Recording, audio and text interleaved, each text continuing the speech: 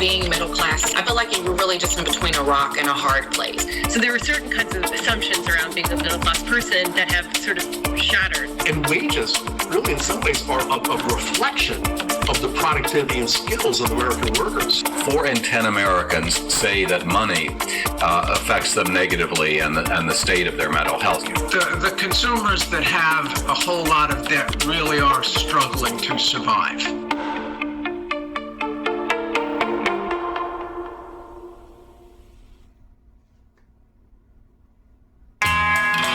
The middle class was once a symbol of the American dream. But the American middle class today paints quite a different picture. Being middle class, I feel like you were really just in between a rock and a hard place. You know, you're in a spot where everyone's like, hey, you're doing better than, low class. You're doing great. You should be fine. And you're underneath the people who are actually doing fine. It was at least a secure category. Your kids would go to a school that you felt at least okay about. You probably own a car or two, and you'd own your own home, and you could pay for your kids' college educations. So there were certain kinds of assumptions around being a middle class person that have sort of shattered. A survey in 2018 found that a third of middle-income adults don't have $400 to cover an unexpected expense. In polls, when people are asked about being middle class, they frequently are less likely to say so, and more people now urge the pollsters to suggest that they're working class. So I think that many... Wow, a third of Americans don't have $400 for an emergency expense, and that was a few years ago. Now, with most of the stimulus money being spent by the middle and low income neighborhood, that number, I can imagine, is probably more. I read somewhere where it's up to 50 to 60% of people don't have the $400 or $500 for emergency funds. It's scary to think if something should happen that they are short on rent or on car payments or on utility, that they can't afford to pay it. It's pretty scary. Many people who maybe in prior years would have thought of themselves as middle class now no longer think of themselves that way. So when we think about economic status, we think about it as some static, state of the world, that you are either poor or not poor, you're middle class or you're not. But in fact, the reality is that many middle class families will experience one or a few years in poverty. In fact, most American families will have years where they'll be poor or near poor. That precarity, that uncertainty, that is now a feature of the middle class experience for most U.S. families. So, what exactly happened to the American middle class?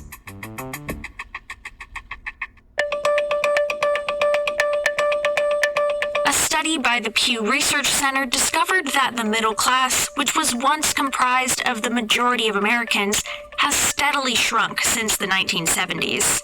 About 61% of American adults were considered middle class in 1971, compared to just 51% in 2019. However, the issue still remains widely debated. When people think about the state of the middle class and whether or not it's shrinking, it really is a difficult question. And I think the reason why is that as a nation, we've not actually established a formal definition of middle class. I was at a seminar recently where somebody literally said, there is no middle class anymore. The middle class is gone. And I thought, oh dear, that's political rhetoric. And I understand that it's a sort of a stand-in for saying that folks in the middle are hurting. But it's just really not accurate. We looked at the size of the middle class in these 16 rich countries in 1985 and again in 2016. And one of the things that surprised me was the size of the middle class in the United States did not change. It was about 59% in 1985, and it was 59% in 2016. Experts instead prefer the term squeezed to describe what's happening to the middle class today. Even if the middle class hasn't statistically shrunk, I do think that the middle class faces more in the way of pressures to maintain or even build upon their position. What it takes to actually live a middle class life, to have quality of life, in many American cities is not what it once was. They're not necessarily able to pay their rent easily. They can't own a property. If they're in their 30s, they may not feel comfortable having kids because they realize that having a child would be too expensive. And forget about medical care. If you have one thing happens to you physically, often people don't have good enough medical care. They don't have any insurance.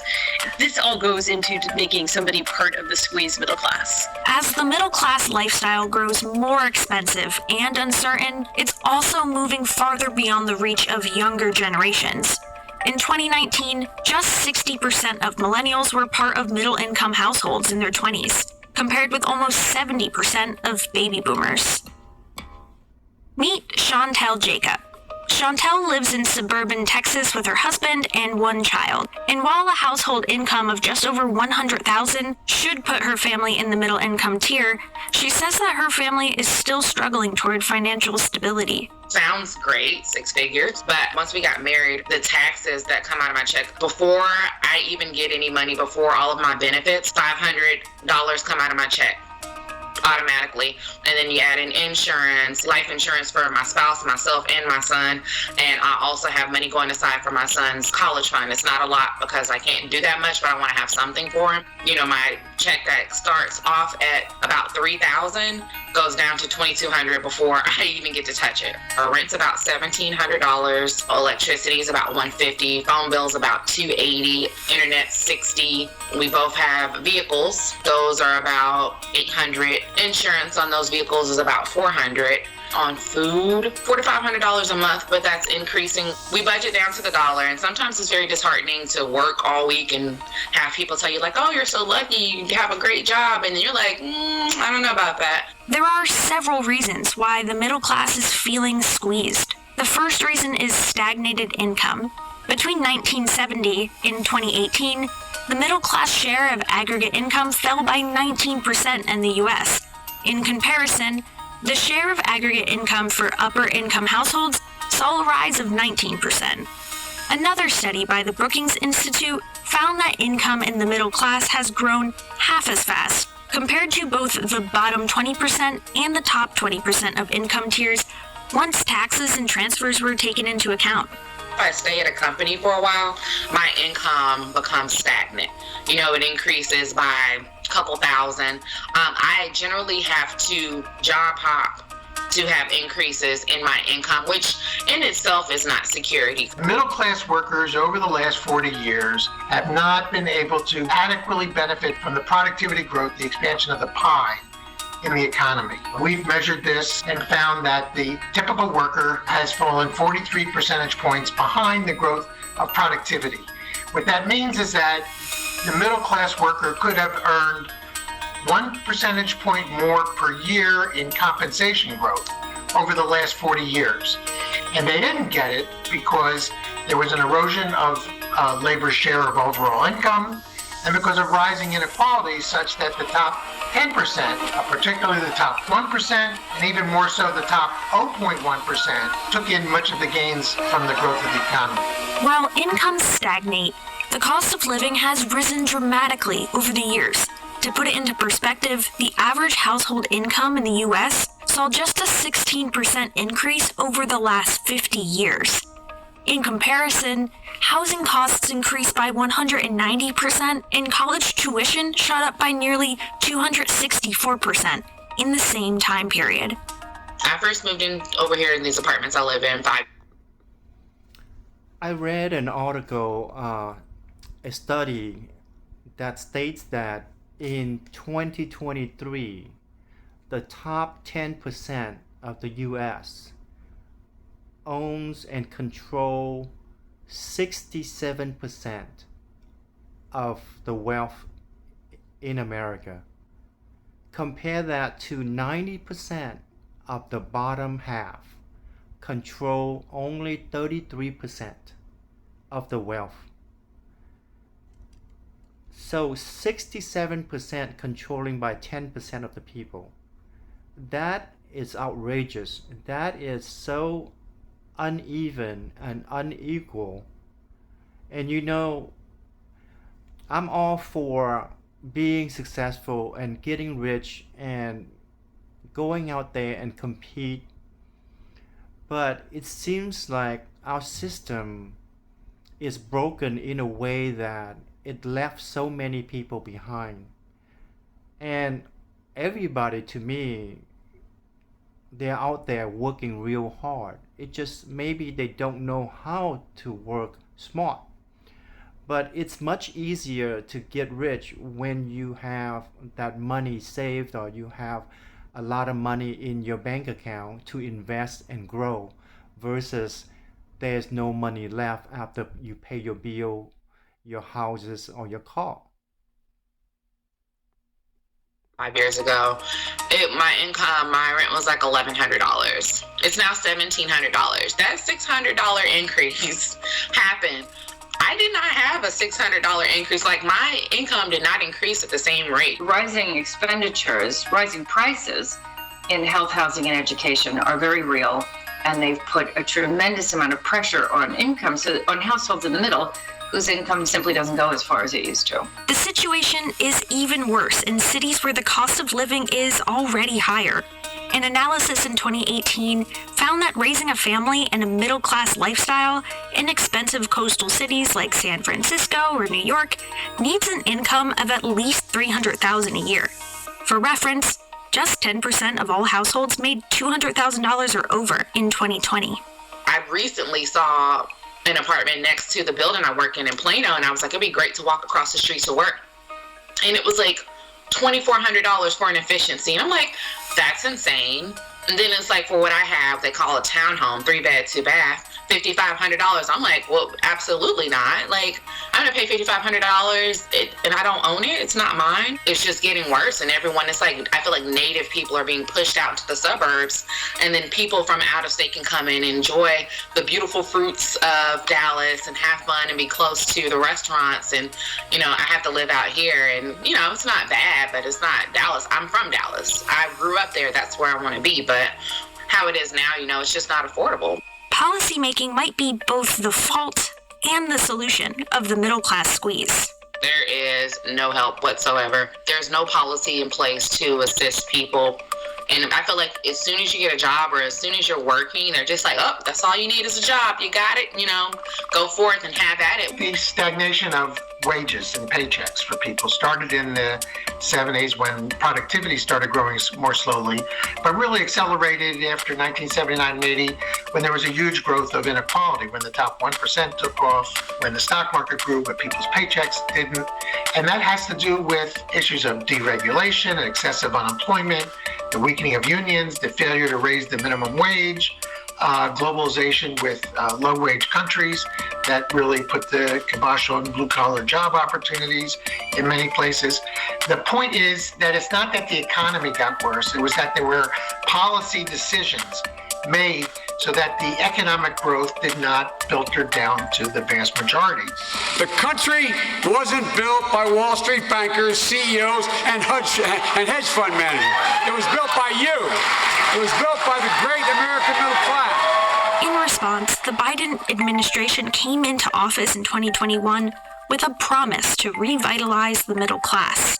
The $1 trillion bipartisan infrastructure bill from November 2021 and the upcoming Build Back Better Act both include provisions aimed at financially supporting middle-income families. But as Congress continues to find itself in stalemate, only time will tell whether these bills would really have an impact on the survival of middle-income households. I don't see any change effects. My friends that were struggling are still struggling. You know, I'm still budgeting down to every dollar, trying to get things done. So I just feel like if the changes are happening, they're not trickling down fast enough for us to see the effects of it. I think that overall, the team with the Biden administration's done quite well. At the same time, they're up against really strong headwinds. We're talking about a global pandemic that persists. We're talking about historic levels of inflation and labor shortages that are leading to these sorts of supply chain gaps worldwide. So I think that both things are true. They've done a good job, but they also have a lot of work to do. The fate of the middle class could determine the future of the American dream. I just think we do need to be concerned because this has an effect on how people perceive the American experiment working for them. And there are expectations that there should be this upward growth in mobility. But I think we do have an increasingly precarious labor market for many Americans. And so it's important to note that this is also a feature of inequality. It's a shame that we have as much or more poverty now than we did 40 years ago, that the middle class is earning somewhat higher. It is really a shame that we live in the richest country in the world. And in the last 30, 40, 50 years, the stock market has doubled or tripled. Our GDP has doubled or tripled. Housing costs, the equity, the prices of houses has gone up 200, 300%. But yet we have more poverty now than before. And we are the number one country, the richest country in the world, with that kind of high poverty rate. And make no mistake, I think our country is strongest when there's a strong middle class, the backbone of our country. Sure, we're going to reward people and there's going to be a super rich people. However, if the middle class is shrunk to a point where it's weakened, the country will also weaken as well. Higher wages, but not in proportion to what they've increased their productivity over that time. And what this does is it adds to division. It hurts our democracy. It hurts our the upward mobility of the children of these families. That whole middle class of people is like teetering on the brink of ruin. One emergency, one catastrophe, and you can see even COVID showed you how quickly people who were doing good can just fall off and have nothing. That should have been a wake-up call that we need to change some things.